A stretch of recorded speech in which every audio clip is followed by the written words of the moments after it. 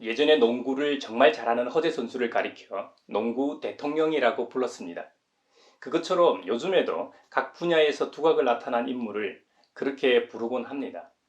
반려동물인 개나 고양이 등을 키우는 반려인 세대가 2020년 인구주택 총조사를 통해 300만 가구가 넘는 것으로 나타난 것을 보면 반려인구가 1000만 명이 육박하는 것으로 조사되었습니다. 그래서 그런지 반려동물 관련 방송 프로그램이 인기를 얻고 있죠. 이 분야에서도 두각을 나타내는 인물이 강형욱 훈련사인데요. 그를 가리켜 개통령으로 부르고 있죠. 개는 훌륭하다라는 프로그램을 보니까 강형욱 훈련사는 말 못하는 개에게 기다려라고 말하니까 진짜 개가 기다리더라고요. 훈련 도움을 요청한 이들에게 화를 내고 입질하는 개들에게 상황을 설명해 주며 어떤 일이 일어날 것인지에 대하여 미리 얘기를 해주는 모습을 보았습니다. 또 반려견계에 개통령이 있다면 아이들을 위한 애통령이 요즘 화제입니다. 소아청소년 정신과 전문의인 오은영 박사인데요. 그녀는 대한민국 부모들이 최고로 신뢰하는 국민 육아 멘토, 육아의 신으로 널리 알려져 있습니다. 며칠 전에 본 영상에서는 낯가림이 매우 심한 쌍둥이를 보았는데요. 그 아이들이 타고날 때부터 낯가림을 하는 아이들이긴 하지만 부모의 역할의 부재로 인해 더 심해진 경우더라고요.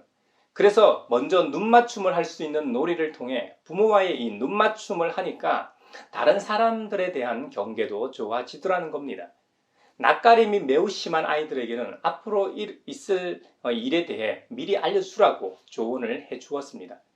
오늘은 유치원에 가는데 어디를 통해 가고 가는 길에 누구를 만나고 유치원에서는 어떤 일이 있을 거라는 것을 그 아이들에게 미리 알려주니까 정말 신기하게도 그 아이들의 낯가림이 호전되더라고요. 오늘 요한복음 14장에도 보면 이와 유사한 일을 주님께서 제자들에게 말씀하십니다. 우리가 잘 아는 대로 예수님은 이 땅에 오신 이유가 십자가의 대속의 죽음과 부활을 통해 우리를 구원하시기 위해 오시지 않았습니까? 그 십자가의 죽음이 다가오자 주님께서는 주님의 생애와 사역의 의미를 요약하시면서 예수님만이 하나님께 이르는 유일한 길임을 말씀하십니다. 여기서 그 유명한 내가 곧 길이요 진리요 생명이니 나로 말미암지 않고서는 아버지께로 올 자가 없느니라고 말씀하셨습니다. 문제는 주님 자신이 떠난 이후를 걱정하셨던 것 같습니다. 그래서 오히려 내가 떠나가는 것이 너희에게 유익이라고 역설하셨습니다. 예수님 자신이 아버지께로 떠나는 것이 제자들에게 어떤 유익을 줄 것인지 설명하십니다. 그것은 완전한 이별이 아니라 머지않아 곧 만남을 위한 이별이고 예수님 자신이 떠나 계시지만 새로운 형태로 여전히 함께 하심의 은혜를 누리게 될 것이라는 겁니다. 3년 동안 동고동락했던 동지요, 믿고 따랐던 스승의 떠남, 부재로 인한 슬픔과 충격을 받게 될 제자들을 배려해서 미리 준비시키고자 하셨던 것이죠. 주님께서는 당신의 떠남 이후 제자들과 어떤 형태로 함께 하시겠다는 것일까요? 요한복음 14장에서는 아버지께서 주님의 이름으로 보내실 성령을 통해 함께 하신다는 겁니다. 성경을 통해 우리가 알 수 있는 것은 성령은 예수 그리스도의 영이십니다. 로마서에서는 누구든지 그리스도의 영이 없으면 그리스도의 사람이 아니라고 했습니다. 사도 바울도 바로 예수의 영이신 성령님의 인도하심으로 일평생 선교 여행을 완수했음을 사도행전을 통해 알 수 있습니다. 소아시아에 있는 무시아라는 지역에서 원래 사도 바울은 동쪽인 아시아로 가려고 했었습니다. 하지만 예수의 영께서 허락하지 않으시고 오히려 소아시아의 속쪽인 마케도니아, 즉 유럽으로 가게 하셨습니다. 그래서 복음이 서진하게 되었던 것이죠. 그렇다면 예수 그리스도의 영이신 성령님이 어떤 분이신지 알면 좋겠죠. 요한복음에서는 성령님을 가리켜 보혜사라고 했습니다. 보혜사는 원어로 파라클레토스라고 합니다. 돕는 자, 중재자, 변호자, 위안자 등의 뜻을 가지고 있지요. 원래 파라클레토스는 남을 돕기 위해 부름받음의 수동적 의미를 가지고 있었는데 이것이 법정에서 돕는 자라는 의미로 발전된 단어입니다. 흥미로운 점은 수동적인 파라클레토스가 신약 성경에서는 부름받은 것이 아니라 보냄받은 것이요 주어진 것이라는 점입니다. 요한복음 14장 16절에 보면 우리 예수님께서는 이렇게 말씀하십니다.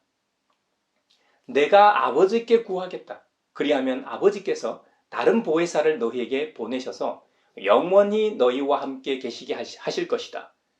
또 요한복음 14장 26절에 보면 그러나 보혜사 곧 아버지께서 내 이름으로 보내실 성령께서 너희에게 모든 것을 가르쳐 주실 것이며 또 내가 너희에게 말한 모든 것을 생각나게 하실 것이다. 할렐루야. 주님의 요청으로 보혜사 성령이신 파라클레토스를 하나님께서는 예수님의 이름으로 보내셨습니다. 그리고 우리의 입장에서는 은혜로 주어진 것이 바로 보혜사 성령이십니다. 보혜사 성령님의 이름이라고 할까요? 정체를 요한복음에서는 소개하고 있습니다. 요한복음 14장 16절에서는 다른 보혜사로 불렀습니다. 요한복음 14장 17절에서는 진리의 영이시라고 소개합니다. 요한복음 14장 26절에서는 보혜사는 성령이시라고 부릅니다. 그렇다면 보혜사 성령님이 하시는 일은 무엇일까요? 보혜사 성령님의 사역도 요한복음에서 알 수 있는데요. 먼저 예수님께서 하신 말을 생각나게 하시고 모든 것을 가르쳐 주십니다.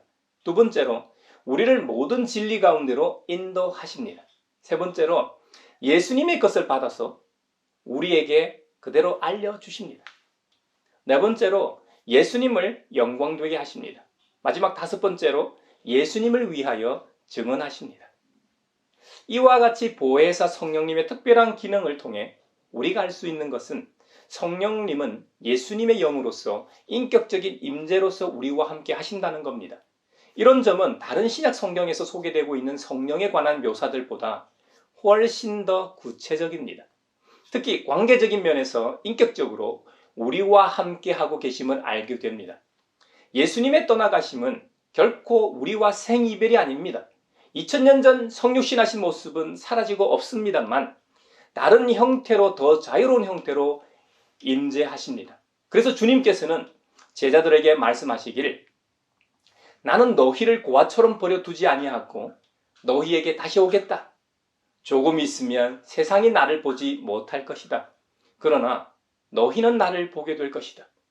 그것은 내가 살아있기 때문이다 라고 하셨습니다. 여러분, 그렇기 때문에 우리는 예수 그리스도의 영이신 성령님을 초청하고 성육신하신 예수님과 대화하듯 성령님과 함께 대화를 나누고 그분과 함께 동행하는 것이 신앙의 여정임을 깨닫게 됩니다. 저와 여러분도 예수님께서 아버지께 요청하신 보혜사 성령님과 함께 동행하길 바랍니다. 다시 한번 말하지만 예수님은 우리 곁을 떠나시지 않았습니다. 영으로서 우리와 영원히 함께하고 계십니다. 마태복음 28장 끝절인 20절에 내가 세상 끝날까지 항상 너희와 함께 있을 것이다 하고 말씀하신 의미가 무엇인지 비로소 깨닫게 됩니다. 또 우리 주님은 제자들을 얼마나 사랑하셨는지 근심하거나 두려워할 제자들을 생각하시어 그들에게 선물까지 주고 가십니다. 예수님께서는 제자들에게 평화를 주고 가신다고 말씀하시는데요. 세상에서 주는 평화가 아닙니다. 예수님 자신의 참 평화를 준다고 하십니다. 세상의 평화는 대부분 물질적이거나 물리적인 평화입니다. 차가 있으면 좋을 것 같긴 합니다만 차가 있어 더 편리해진 건 분명하지만 평화가 찾아온 것은 아닙니다. 항상 안전운전을 해야 하고 심지어 방어운전까지 신경 써야 하니 어떻게 보면 더 피곤해졌습니다. 새빵살이하다 내 집이 생기면 평화롭겠지 하지만 그것도 아닙니다. 살다 보면 평수가 적다고 불평하게 됩니까? 말입니다. 돈이 많으면 행복하고 평화로운 일상을 살 것 같지만 그것도 아닙니다. 돈을 더 불리려고 욕심을 내게 되고 또 돈을 잃을까봐 걱정하기도 합니다. 정치가 안정되면 평화로울 것 같습니까? 전쟁이 사라지면 평화로울 것 같습니까? 아닙니다. 전쟁은 참혹한 것이죠. 전쟁이 끝나면 얼마간은 자유를 만끽하니 좋죠. 하지만 조금 지나면 전쟁 복구해야죠. 막대한 돈이 들죠. 경제는 엉망이죠. 또 정치가 안정됨으로 질서가 유지되고 민주적일 것 같지만 자유민주주의라는 것이 좋지만 어느 나라든 가진 자들이 더 살기 더 좋은 세상이라 이건 역시 진정한 평화를 가져다 주는 것이 아닙니다. 주님께서 말씀하시는 평화는 원어로 에이레네라고 합니다. 이것은 전쟁에 반대되는 개념으로서 전쟁의 종식의 결과로 나타난 법과 질서가 유지되는 상태를 의미한다는 점에서는 이 세상에서의 전쟁 종식과 비슷합니다.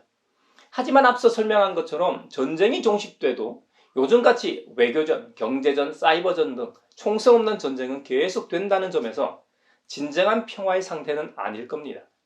적이가 없는 완전한 상태를 에이레네라고 합니다. 적이가 없는 상태 말이죠. 정치도 항상 상대 진영에 대해 적의를 품고 있죠. 심지어 같은 정당 내에서도 서로 견제하고 더 높은 위치에 오르기 위해 상대를 깎아내립니다. 그러니 정치가 안정되고 발전한다고 해도 참 평화를 가져올 수는 없습니다.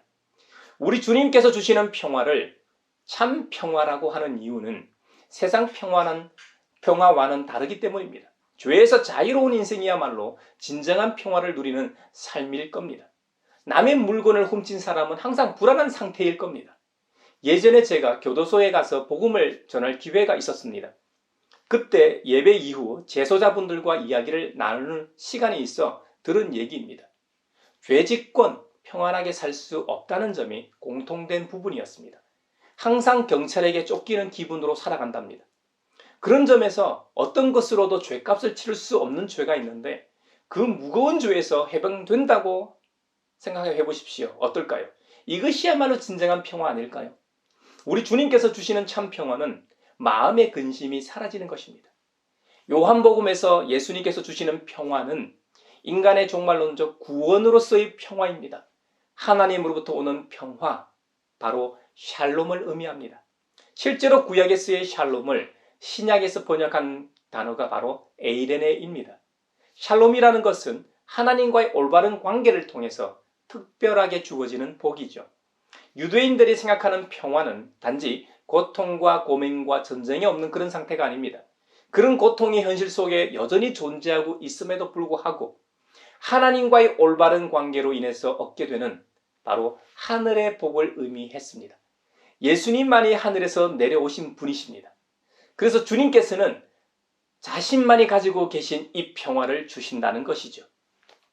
제자들의 삶을 통해서도 알 수 있지만 절대적인 하늘의 복인 이 평화를 보혜사 성령님이 오심으로 누리게 됩니다. 잘 알려진 대로 제자들은 성육신하신 예수님과 3년 동안이나 함께 먹고 자며 동고동락했습니다만 십자가의 길 여정에서 그들은 모두 자신의 안위를 위해 배신하고 말았습니다. 하지만 부활의 주님을 만나고 주님께서 약속하신 보혜사 성령님의 임재를 통해 그들은 죽음도 두려워하지 않는 제자로 거듭났습니다. 이것은 우리에게도 그대로 적용됩니다.